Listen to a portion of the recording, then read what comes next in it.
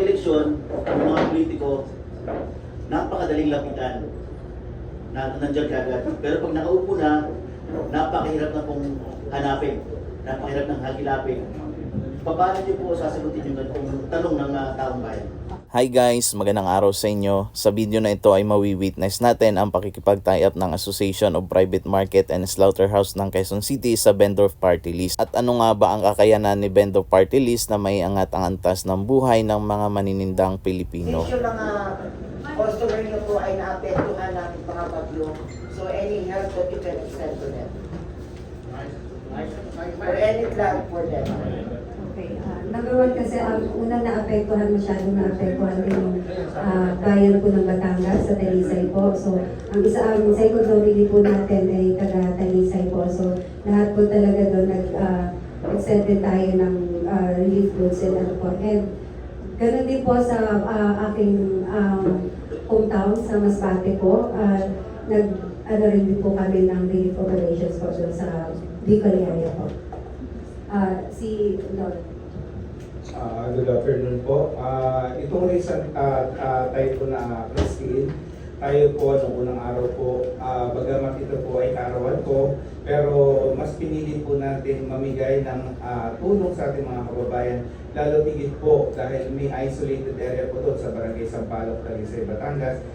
At bukod doon, tayo ay tumulong na ma-search and rescue yung mga natabunan po ng bahay at latigit po yung mga kababayan natin na sumakabilang buhay dahil po sa natabunan ng putik. Sir Boy, sir, why vendors party list ang pinili na makatay up with this kind of project?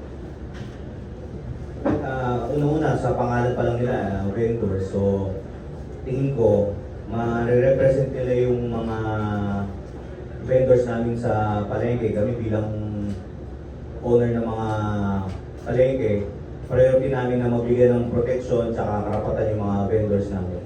So do you think when they work in the sit in the Congress, yung mga proposed bill nila is in favor of the order? Hopefully na, tsaka umaasa kami na mabibigyan ng karapatan ang mga vendors kung magkakaroon tayo ng representative na vendors party list. So even yung mga benefits ng mga tauhan nyo rin sa... Opo, umaasa kami. Kaya nga, susuporta kami sa vendors party list para mabigyan ng karapatan sa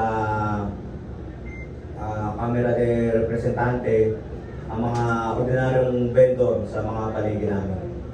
Sa inyo po ba, simula pa lang po ng mga katay-up yung mga organization ng mga vendors?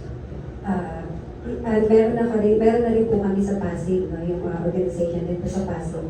Katayang na rin po namin. Kasi isa po yan sa advocacy namin, ang pagtibayin namin, patatagin po ang samahan ng organization, association na related po sa vendors. Kasi malaking bagay po na pag halimbawa kasama namin ang mga may-ari or administrator po sa lahat ng mga palengke, malaking bagay po ito doon naman po sa lahat ng nangungupahan o sa lahat po ng nandol. Malaki pong bagay na magtutulungan kami para po sa mga nasa baba naman po mga vendors po.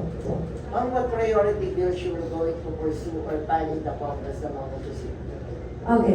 Ang pinakauna namin siguro na ipaprioritize no, pagdating kami nakaupo. Hopefully, sana po.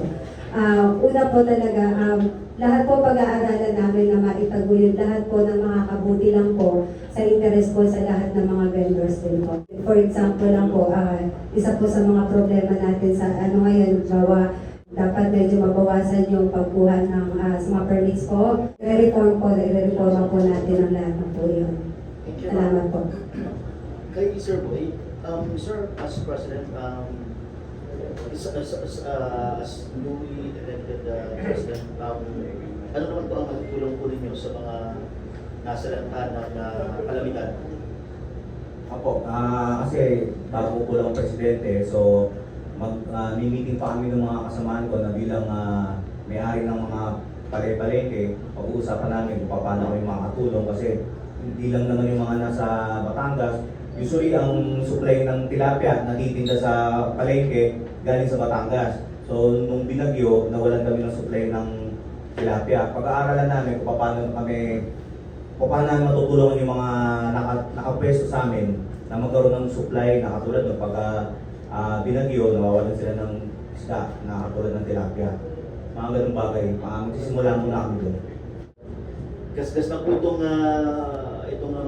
statement na ito na kapag eleksyon, ang mga politiko, napakadaling lapitan na nandiyan kagad. Pero pag nakaupo na, napakahirap na pong hanapin, napakahirap ng hagilapin. Paano niyo po sasagutin yung tanong ng taong bayan? Ito naman po sinisiguro ko sa lahat po ng mga kasamahan natin, mga ka-vendors at maninindang Pilipino. Kaya ito isa sa advokasya namin na magtatayo kami ng satellite office sa bawat mga lugar na uunahin namin. Kasi po, base po doon, malalapitan nyo at sigurado po makikita ng lahat ng mga vendors na matutulong sa atin kung nasaan po ang vendors talaga.